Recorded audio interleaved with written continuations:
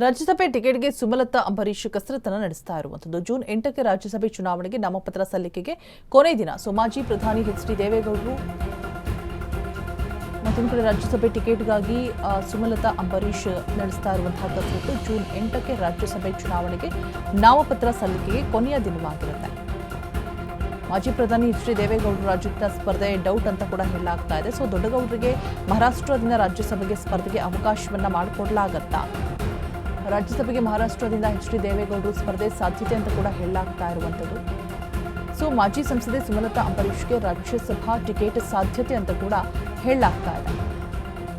ನಾಳೆ ಬೆಳಗ್ಗೆ ಬಿಜೆಪಿಯಿಂದ ಟಿಕೆಟ್ ಘೋಷಣೆ ಮಾಡುವಂತಹ ಸಾಧ್ಯತೆಗಳು ಇದೆ. ಸಕ್ರಿಯ ರಾಜಕಾರಣಕ್ಕೆ ಎಂಟ್ರಿ ಕೊಡೋದಕ್ಕೆ ತೆರೆಮರೆಯಲ್ಲಿ ಸರ್ಕಸ್ ಕೂಡ ನಡೆಸ್ತಾ ಇದ್ದಾರೆ.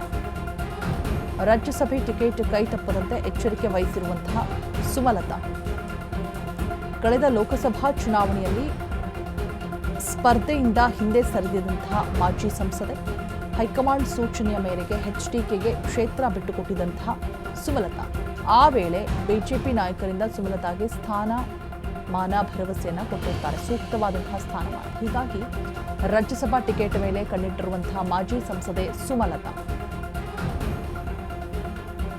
ರಾಜ್ಯಸಭೆ ಟಿಕೆಟ್ಗೆ ಸುಮಲತಾ ಅಂಬರೀಶ್ ಕಸರತ್ತನ್ನ ಮಾಡ್ತಾ ಇರುವಂಥದ್ದು. ಜೂನ್ 8ಕ್ಕೆ ರಾಜ್ಯಸಭೆ ಚುನಾವಣೆಗೆ ನಾಮಪತ್ರ ಸಲ್ಲಿಕೆಗೆ ಕೊನೆಯ ದಿನವಾಗಿರುತ್ತೆ. ಮಾಜಿ ಪ್ರಧಾನಿ ಎಚ್.ಡಿ. ದೇವೇಗೌಡರು ರಾಜ್ಯದಿಂದ ಸ್ಪರ್ಧೆ ಡೌಟ್ ಅಂತ ಕೂಡ ಹೇಳಲಾಗ್ತಾ ಇದೆ. ದೊಡ್ಡಗೌಡರಿಗೆ ಮಹಾರಾಷ್ಟ್ರದಿಂದ ರಾಜ್ಯಸಭೆಗೆ ಸ್ಪರ್ಧೆ.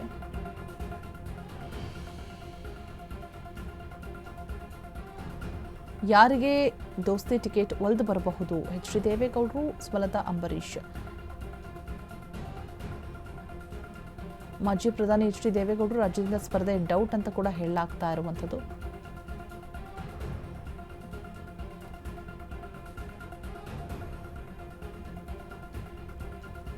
ಸುಮಲತಾ ಅಂಬರೀಶ್ಗೆ ರಾಜ್ಯಸಭೆ ಟಿಕೆಟ್ ಸಾಧ್ಯತೆ ಅಂತ ಕೂಡ ಹೇಳಲಾಗ್ತಾ ಇದೆ. ಮತ್ತೊಂದು ಕಡೆ ಕಸರತ್ತನ್ನು ಕೂಡ ನಡೆಸ್ತಾ ಇದ್ದಾರೆ ಟಿಕೆಟ್ಗೋಸ್ಕರ.